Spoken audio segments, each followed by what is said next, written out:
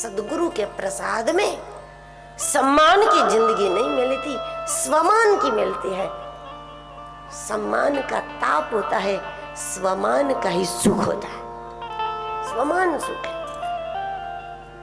और वो उतना तो रहेगा ही रहेगा, कभी याचना नहीं करनी पड़ती।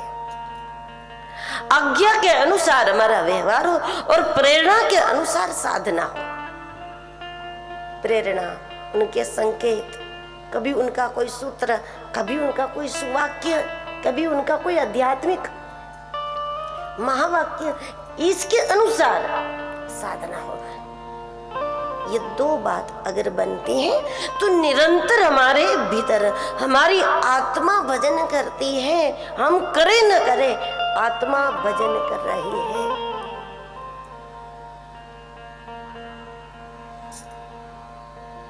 और हमें आत्मा के भजन में सम्मिलित होना है, हमें जुड़ना है उसमें। अब सोचिए, जैसे कोई भजन मंडली है, कीर्तन मंडली है, उससे जुड़ जाते ना आप, तो कीर्तन मंडली में जुड़कर भी आपको आनंद आता है। तो फिर सोचिए कि आपकी अंतरात्मा निरंतर भजन करती है, जब उस भजन में जुड़ गए तो कितना आनंद आएगा। यही तो अमृत का अनुभव है।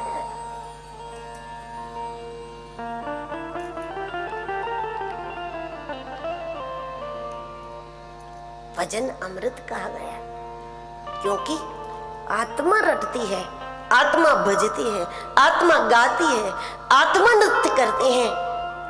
उस आत्मीय उत्सव में जब हमारी बुद्धि सम्मिलित हो जाए, हमारी मन और बुद्धि जब आत्मा की इस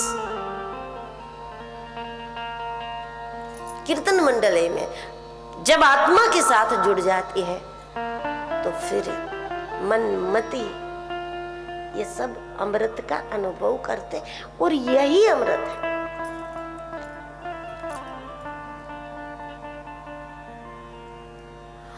और जो भजन आत्मा कर रही है, जो निरंतर हमारे भीतर चल रहा है, हम वहां पहुंच गए तो ये उसमें सम्मिलित हो जाना भी एक अर्थ में नाम प्राप्त हो जाना है। और इससे भी हटकर नाम का एक बहुत सुंदर सरल रूप यह है कि हमारा जीवन भगवान के नाम हो जाना नाम की प्राप्ति है।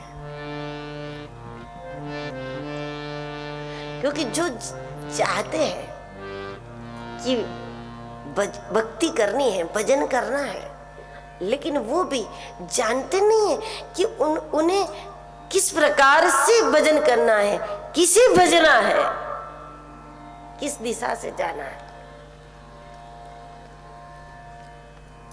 इसलिए तो सनातन धर्म में पंच देवता की आराधना बताई, उपासना बताई है। गृहस्थ को घर में एक रूप स्थापित करना निषेध है। शास्त्रों के अनुसार गृहस्थों के घर में पंच उपासना ही जरूरी है। और पंच उपासना इसलिए जरूरी है कि हमारी प्रकृति, हमारी वृत्ति, हमारी पिछले जन्म की साधना उपासना, उसके अनुरूप हमें इस जन्म में उपासना करते हुए उस लक्ष्य की ओर जाना है। लक्ष्य भले ही एक,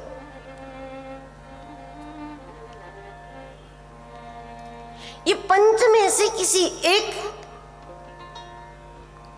दर्शन पांचों का करोगे, वंदन पांचों को करोगे, लेकिन हमारा उपास्य देव ये पंच में से एक होना चाहिए। और इसमें अगर आप गलत हैं तो स्वभाव के वृत्ति के मुताबिक न होने से आपकी वृत्ति को ब्रह्माकार करने में वो उपासना साथ नहीं देगी।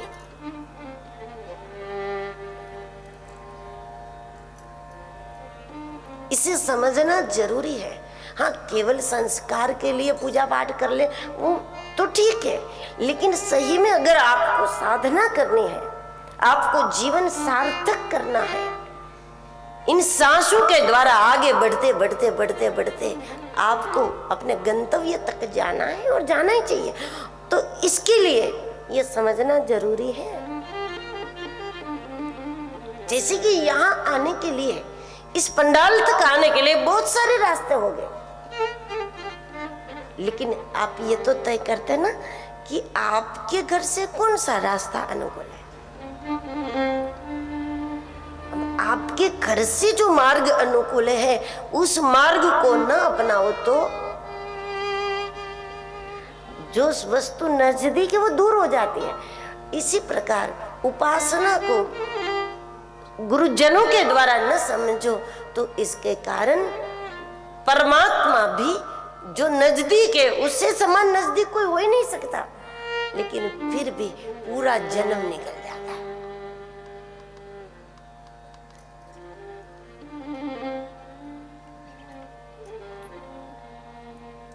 श्री गणेश, श्री शक्ति, भगवान विष्णु, भगवान शिव, भगवान सूर्य, ये पंच उपासना बताई है। हाँ, छठवा कोई दरवाजा नहीं है, इसलिए पंच उपासना बताई। ये पंच ही है, छठवा कोई नहीं।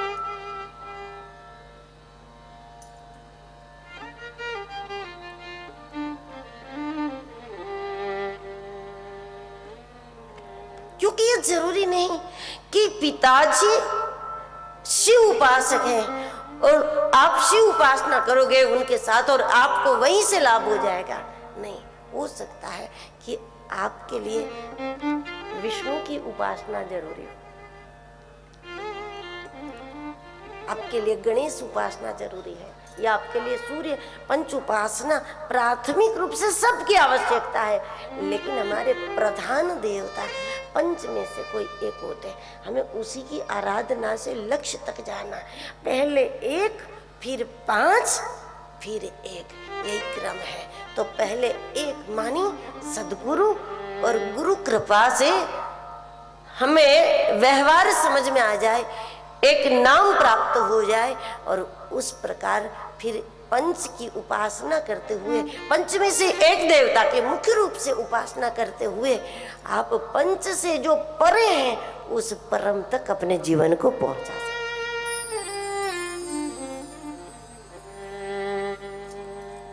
चूंकि न तो लंबा रूट है न तो कठिन मार्ग है, लेकिन हम लोगों को रूट लंबा लगता है और मार्ग कठिन लगता है।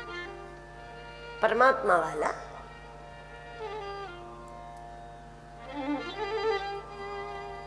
और संतों से पूछो तो वो कहते हैं कि हमको संसार वाला मार्ग कठिन लगता है और वो हमको लंबा भी लगता है, और हम लोगों को भगवान वाला मार्ग अटपटा लगता है, कठिन लगता है, बहुत लंबा लगता है, जबकि ये हमारा भ्रम है। वास्तव में परमात्मा के समान सुलभ कुछ नहीं हो सकता। जहां भी परमात्मा है वहां सब कुछ सहज होता है।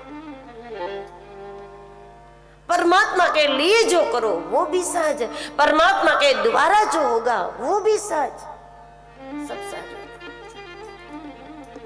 है। देखो, सूर्योदय परमात्मा के द्वारा होता है, सहज है ना, कुछ नहीं करना पड़ता हम लोगों को, स्विच ऑन तक भी हमें नहीं करने।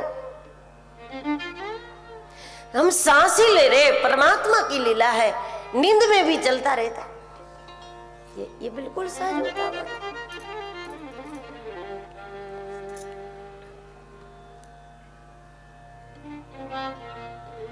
तो इस प्रकार परमात्मा को प्राप्त करना भी, उस लक्ष्य को प्राप्त करना भी कठिन नहीं है। कठिन तब हो जाता है कि हम मार्ग को नहीं समझते, हम सही माध्यम को नहीं पकड़ लेते हैं।